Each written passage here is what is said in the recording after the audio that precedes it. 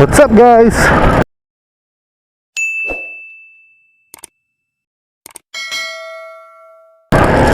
It's me Vlog Jack and welcome back sa aking YouTube channel. At kung bago pa lang kayo sa aking YouTube channel ay huwag niyong kalimutan na i-click ang aking subscribe button. Sama nyo na rin ang aking bell notification para maging updated kayo sa mga videos na upload ko pa. Alright, so yan, magandang hapon sa inyo mga paps. For today's video ay ayan, kung nakikita nyo sa aking thumbnail is nagpapalit na tayo ng bagong gulong. Alright. Noong mga nakaraang video nagpalit tayo ng gulong, which is yung Safeway na naka-oversize siya. 120 yung harap at 140 naman yung nasa likod. At so bali ilang taon na ba, gumawa rin ako ng video nito. Ayan, kung nakikita nyo na review after 11 months of using Safeway tire. So ayan, pinakita ko kung nangyari sa gulong ko dyan sa video na yan.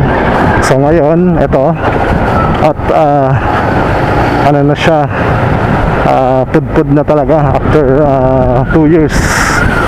So bumili na tayo ng bagong gulong, which is ito nga, ang ating diamond tire. Ngayon ay size nya is 110/130. So papakabit na natin siya dito kay Manong Vulcanizing Shop. Wait lang, magkano pakabit? 300 na? Sige. Sa taas na.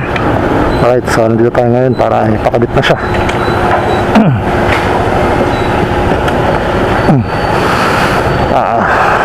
Actually, hindi ko pa siya nabubuksan. Dito pa lang. Dito lang, bossing. Dito lang. Sige. Ayan, ito yung gulong ko. So mamaya videoan ko. Alright.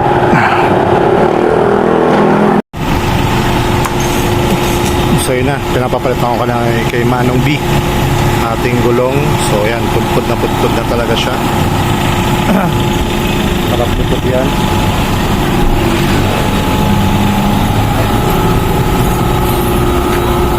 Sa harap muna. So ito yung binili ko na bagong gulong, yung diamond tire.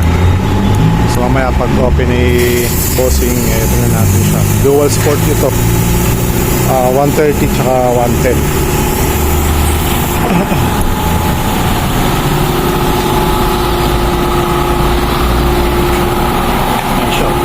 Pudpud na talaga. Kalbo na eh.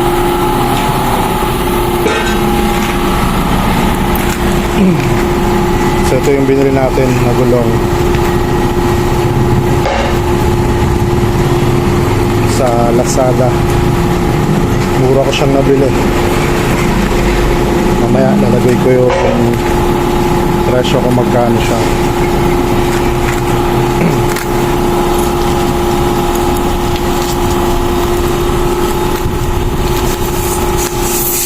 Na-unbox na ni Manong, ni Kuya.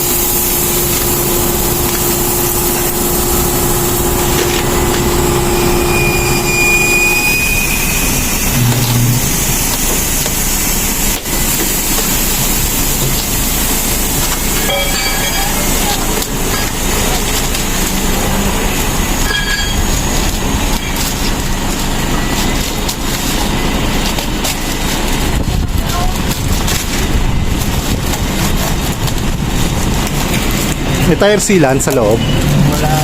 Dito sa kabila. Meron daw, sabi nung seller eh. So ito yung nabili ko na gulong. Dual sport diamond tire.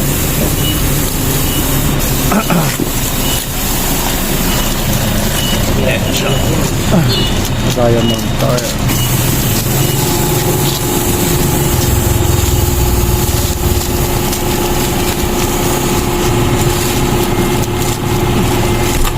Wala. Sige, okay lang.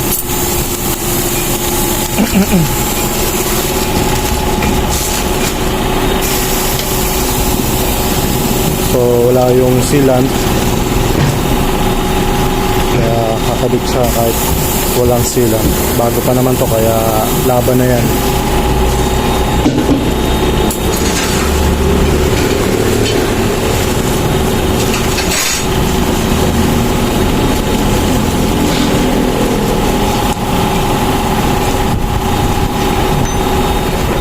Alright, ayan na.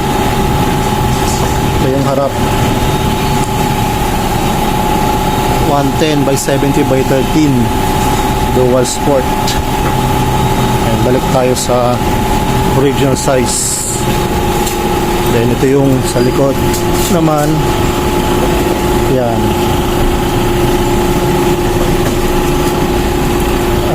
130 by 70 by 13.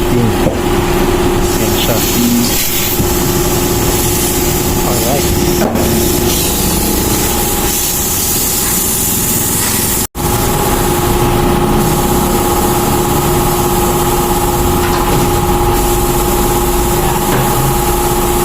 Tinatanggal na yung luma kong gulong. Yeah.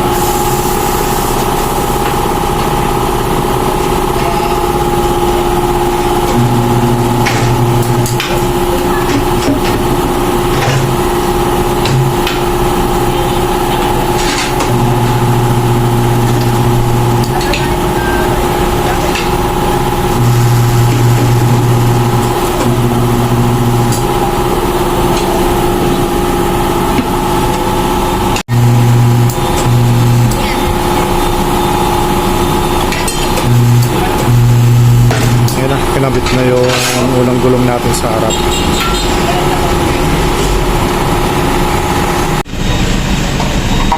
Kinakabit na yung unang gulong natin sa harap. So yan, ito yung unang look niya. Ay, angas.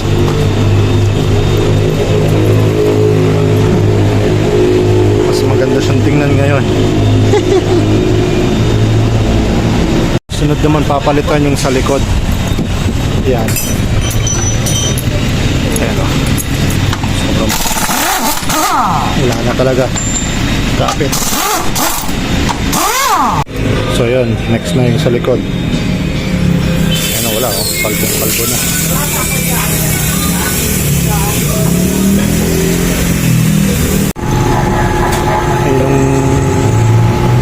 Ito yung gulong ko sa likod, wala nang kakapit o. Ngayon, lalagay na yung sa likod naman. Alright.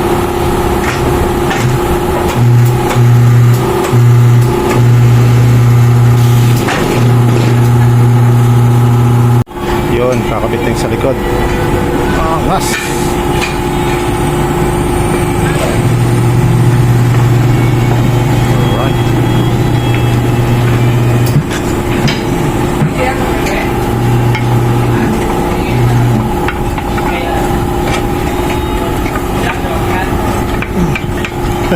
Sobrang putik na ng motor ko.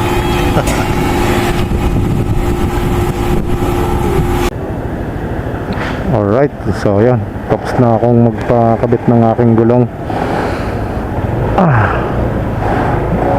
So sa kasamang palad, wala siyang tire sealant na kasama. Sabi ng seller meron, pero wala. Pero ayos lang naman yun, okay naman.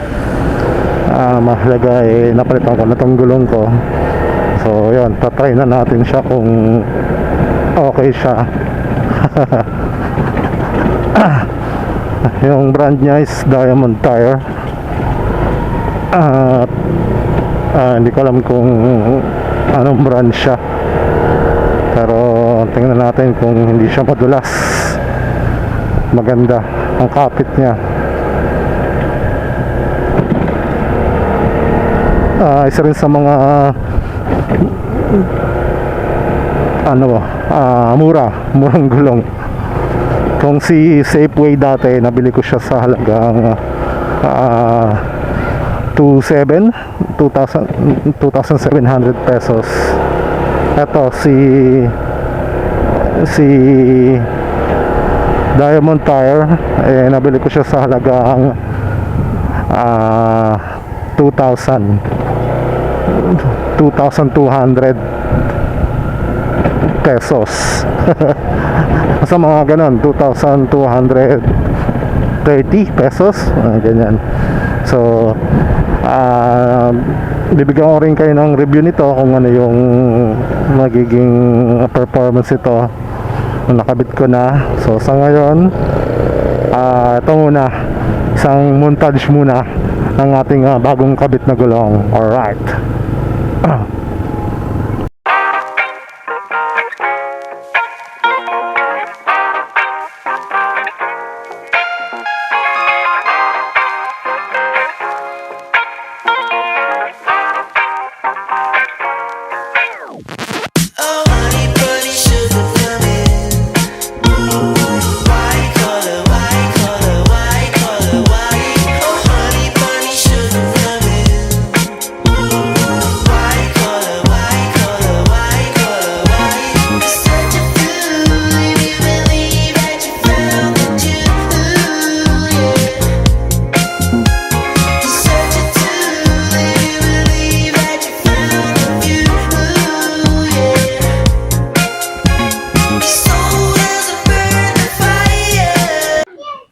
So yun guys, ito na yung ating bagong pinalagay na gulong, ang Diamond tire.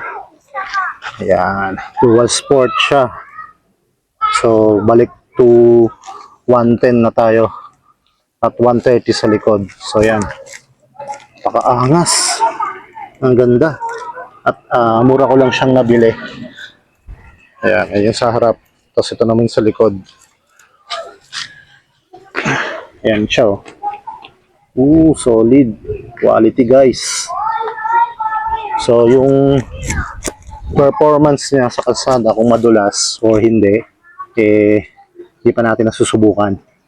So sa mga rides natin, tatry natin siya. So yan. So yun na yung look niya. Alright. Alright. So gamit ko na yung bagong kabit na gulong, yung Diamond tire, 110 by 110 and 130. So to be honest, dahil bagong kabit siya, makapit talaga siya. Then kapag nagbabanking ako, talagang makapit yung gilid. Yung pakaramdam na hindi ako natumba. At isa pa sa talagang kapansin-pansin talaga is yung bigat niya. Actually yung pagbigat niya, ayan, ito, ayan, pag nagbabanking ako ganyan, no, nakapit na siya. Unlike dati, kapag nagbanking ako, natatakot ako baka matumba, gumulas ba. Ngayon walang kaba-kaba ngayon, kahit na mag ganyan-ganyan ako. Yes, nakapit talaga siya. Yan, yung kanina nga sabi ko nga, isa sa mga napansin ko talaga is ano siya, mas magaan na siya compare sa dati. Kasi nga nung dati ko 120 tsaka 140 yun, para yung mabigat. Likod nga lang yung harapan nga nun 120 pang likod na, what if pa yung 140 pang likod. Pero yun talaga ang una ko napansin sa bago. Pero gagawa pa rin ako ng video na kung saan is yung matatest ko siya sa long drive talaga. At eto, pang araw-araw ko to dahil bubiyahe tayo papasok sa trabaho. At gawa ko siya ng review. So far so good, maganda. At sulit ang bayad. Actually sulit talaga kasi mura lang to So yung tagal malalaman natin kung gaano siya tatagal sa atin. Kasi si Safeway 2 years nung binatang ko na siya, nakita nyo naman sa video talagang good na talaga. At sobrang dulas na talaga niya. So yun lang guys. So yun guys, kung nagustuhan yung video ito, huwag niyo kalimutan na click ang aking subscribe button. Sama niyo na rin ang aking subscribe button. Paulit-ulit. Kung nagustuhan nyo ang aking video na to, huwag niyo kalimutan na i-click ang aking subscribe button. Then paki-like and share na rin. Then click na rin ang aking notification bell para maging updated kayo sa mga videos na i-upload ko pa. So right, so hanggang dito na lang. Always remember, ride safe. Ops my hams. Peace out.